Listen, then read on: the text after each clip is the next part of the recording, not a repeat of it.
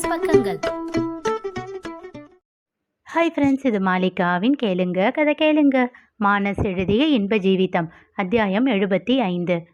ஹரிபிரசாத் பேசிய பின் தன் மனதில் ஏகப்பட்ட குழப்பங்களோடு இருந்தான் இன்பரசன். இந்த திருமணத்தை அவனால் ஏற்றுக்கொள்ள முடியவில்லை என்றாலும் ஜீவிதாவை வேண்டாம் என்று சொல்ல ரொம்பவே தயங்கினான். இந்நிலையில் கோமதி அவனை காண தனியே வந்தாள். அண்ணா, உங்ககிட்ட ஒன்று கேட்பேன், உண்மையை சொல்லுவீங்களா?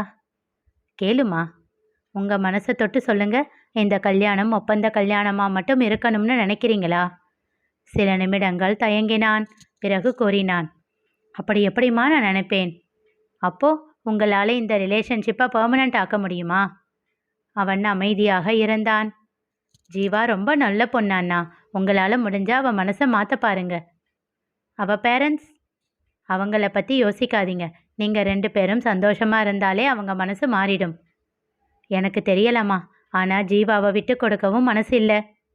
அவ்வளவுதான் அண்ணா, இதே மைண்ட் செட்டோடு இருங்க, எல்லாம் நல்லதாகவே நடக்கும், சந்தோஷமாக சொல்லிவிட்டு சென்றாள் கோமதி. இன்பரசன் மனம் மாறிவிடக்கூடாதே என்று அவ்வப்போது வந்து மிரட்டிவிட்டு சென்றாள் ஜீவிதா. அவள் அறியாதது, அவள் மிரட்ட மிரட்ட மெல்ல இன்பரசனின் மனதில் இடம் பிடிக்க ஆரம்பித்து விட்டாள் என்று. திருமணம் முடிந்து மனம் கேட்காமல் ஜீவிதாவிற்கு சொல்லாமல் அவள் வீட்டிற்கு சென்றான். அப்போதுதான் அவர்களின் திருமண விஷயம் ஜானகிக்கு தெரிய வந்திருக்க கொந்தளிக்கும் மனதோடு அமர்ந்திருந்தார் அவர். இன்பரசனை கண்டதும் பொங்கி எழுந்து விட்டார். அவன் சட்டையை பிடித்து உலுக்கி அவன் கன்னத்தில் மாறி மாறி அறைந்தார். இன்பரசன் சுதாரிக்கும் முன் அடிகள் விழுந்துவிட்டன. வேலைக்காரர்கள் ஒன்றும் புரியாமல் நின்றார்கள். அப்போதுதான் வீட்டிற்கு வந்த ராஜாராமன் வேகமாக அவர்களிடம் ஓடி வந்து இன்பரசனிடமிருந்து ஜானகியை பிரித்தார். இதோ இவர் தப்பா பேசிட்டாரு, சந்தேகப்பட்டுட்டாருன்னு அன்னைக்கு அந்த குதி குதிச்சா இன்னைக்கு அதையே தானே பண்ணிட்டு நிற்கிறா. அப்புறம் எதுக்கு வாய்க்கிழியே பேசணும்? இப்படிப்பட்டவங்களை ஏமாத்திட்டு நல்லா வாழ்ந்துடுவீங்களா 2 பேரும்? என் வயிறு எரிஞ்சு சொல்கிறேன், 2 பேரும் நல்லாவே இருக்க மாட்டீங்க, நாசமாக போவீங்க. அவர் முடிக்கும் முன் அவர் வாயை பொத்தி உள்ளே இழுத்து கொண்டு சென்று விட்டார் ராஜாராமன். செல்லும் முன் இன்பரசனை வெளியே அனுப்பச் சொல்லி வேலைக்காரர்களிடம் சொல்லிவிட்டு சென்றார். அவர் கூறியதை தவறாக புரிந்து கொண்டவர்கள் இன்பரசனை தரதரவென்று இழுத்துச் சென்று வெளியில் தள்ளினர். தடுமாறி கீழே விழுந்தான் இன்பரசன். தன்னை சமாளித்து கொண்டு எழுந்து நிற்க எதிரில் முகம் முழுவதும் சினத்தோடு நின்றிருந்தாள் ஜீவிதா. அவளை கண்டு பயத்தோடு திகைத்தான் இன்பரசன். வீட்டிற்கு வந்ததும் ஏதாச்சும் பேசுவாள் என்று அவள் முகத்தையே அவன் பார்த்து கொண்டு இருக்க, அவளோ அமைதியாக அவன் கையை பிடித்து பிடித்து முழங்கையில் ஏற்பட்டிருந்த சிராய்ப்பிக்கு மருந்து போட தொடங்கினாள். ஜீவா, உங்கள் வீட்டில் சமாதானப்படுத்தலாமேன்னு தான் போனேன். மெல்லிய குரலில் அவன் கூற அவனை நிமிர்ந்து ஒரு பார்வை பார்த்தாள். அதில் வாயை மூடிக்கொண்டான் இன்பரசன். அவன் தாடையை திருப்பி பிடித்து அவன் கன்னங்களை பார்த்தாள். அவளுக்கு கோபமாக வந்தது. என்ன ஆள் இவர், இப்படி அடி வாங்கிட்டு வந்திருக்காரு? இவரெல்லாம் எப்படி ஐபிஎஸ் படித்து என்னத்தை கிழிக்க போறாரு என்று மனதிற்குள் கோபமாக புலம்பிக் கொண்டு இருந்தாள். அவனுடைய மென்மையான குணம் அவளுக்கு வருத்தத்தை தான் அளித்தது. ஜீவா, ஏதாச்சும் பேசேன், திட்டணும்னா கூட திட்டிக்கோ, தவிப்பாக அவள் முகம் பார்த்து கூறினான். அப்போது அவள் செல்போன் ஒலிக்க எடுத்து பார்த்தாள். ராஜாராமன் அழைத்திருக்க செல்போனை எடுத்துக்கொண்டு வெளியில் சென்று தோட்டத்தில் நின்று அழைப்பை ஏற்றாள். அவர் எதுவும் பேசும் முன் இவள் கத்தத் தொடங்கினாள். என்ன நினச்சிக்கிட்டு இருக்கீங்க நீங்க? நான் அவ்வளவு தூரம் சொல்லியும் அவரை அடிச்சிருக்கீங்க, வீட்டை விட்டு வெளியே தள்ளி விடுறீங்க. பாப்பா, அது தெரியாமல் நடந்துருச்சுடா, நான் சொன்னதை புரிஞ்சுக்காம ஆளுங்க பண்ணிட்டாங்க.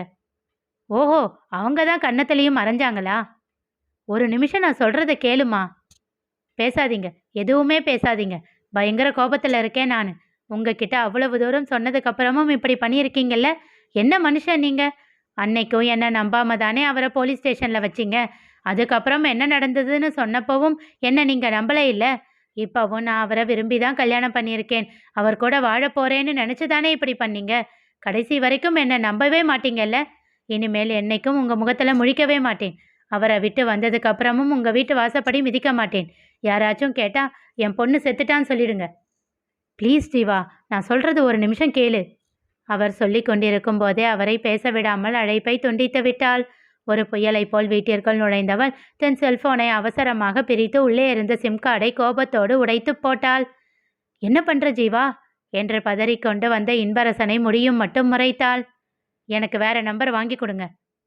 சரிம்மா, அதுக்கு ஏன் இப்படி என்று அவன் சொல்ல தொடங்கும் போதே அவனிடமும் கத்தினாள். எதுவும் பேசாதீங்க. இருக்கிற கோபத்துல உங்களை என்ன பண்ணுவேன்னே தெரியாது.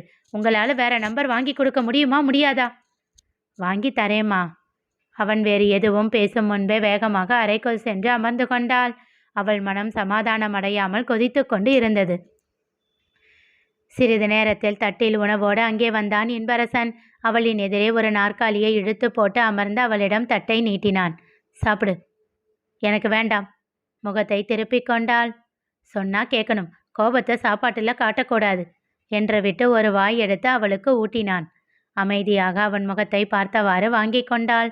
புன்னகையோடு இன்னும் 2 வாய் ஊட்டியவன், உனக்கு கோபம் அதிகமா வருது ஜீவா என்றான். அதுதான் உங்களுக்கு கொஞ்சம் கூட வரவே மாட்டேங்குதுல்ல. உங்களுக்கும் சேர்த்து நானே கோபப்பட்டுக்கிறேன். சின்னதாக சிரித்து விட்டான். சிரிக்காதீங்க, இன்னும் கடுப்பாகுது. சரி சரி, போதும். கோபமா இருந்தது. கோபப்பட்டா மூளைக்கு போற பிளட் எவ்வளவு ஸ்ட்ரெஸ் ஆகும்னு உனக்கு தெரியும் இல்ல? நீ ஒரு டாக்டர் தானே? அதெல்லாம் தெரியும். முகத்தை சுருக்கினாள். இன்னும் அவனுக்கு சிரிப்பு வந்தது. அதை கண்டு முறைத்தவள், உங்களுக்கு இன்பரசன்னு பேர் வச்சதுக்கு காந்தின்னு பேர் வச்சிருக்கலாம். ஒரு கன்னத்தில் அடிச்சா இன்னொரு கன்னத்தை காட்டுற மாதிரி. அப்பா போதும், இன்னும் எவ்வளவுதான் திட்டுவ? காதுல ரத்தம் வருதுமா என்றான் பாவமாக முகத்தை வைத்து. அவன் முகபாவனையில் சிரித்து விட்டாள் ஜீவிதா. இப்படி சிரிச்சுக்கிட்டே இரு. நீங்க சாப்பிட்டீங்களா? இன்னும் இல்லை. அந்த தட்டிலிருந்து ஒரு வாய் எடுத்து அவன் வாய் அருகே நீட்டினாள். திகைத்து போய் பார்த்தான் இன்பரசன். அவன் முகத்தில் இருந்த புன்னகை மறைந்திருந்தது. காட்டுங்க. அதட்டலாக ஒலித்தது அவள் குரல். டேய், சாப்பிட்டு படிச்சா என்ன? சொல்ற பேச்சே கேட்கறதில்ல. காட்டு. இளவரசியின் குரல் அவன் காதுக்குள் ஒலிக்க தன்னிச்சையாக வாயை திறந்தான். 2 வாய் ஊட்டியவுடன் உணவு தீர்ந்துவிட எழுந்து கொண்டாள் ஜீவிதா. வாங்க, 2 பேரும் போய் சாப்பிடலாம். எனக்கும் இன்னும் கொஞ்சம் பசிக்குது என்று அவன் கைப்பிடித்து இழுத்துச் செல்ல அவளோடு இசைந்து தன்னிலை மறந்து சென்றான் இன்பரசன். அவனுக்கும் ஒரு தட்டை வைத்து இருவருக்கும் பரிமாறினாள். அவன் எதுவும் பேசாமல் சாப்பிடத் தொடங்கினான். இன்பா, எனக்கு அவ்வளவா சமைக்கலாம் தெரியாது. நீங்க தான் சொல்லிக் கொடுக்கணும். நீங்க சொல்லிக் கொடுத்தா சட்டுன்னு கத்துக்குவேன். சரி என்பதாக தலையசைத்தான். அதன் பிறகு வந்த நாட்களில் இன்பரசன் சந்தோஷமாக இருந்தான். அவனிடம் இருந்து சமையல் மட்டுமல்ல, வீட்டு வேலைகள் அனைத்தையும் கற்றுக்கொண்டாள்.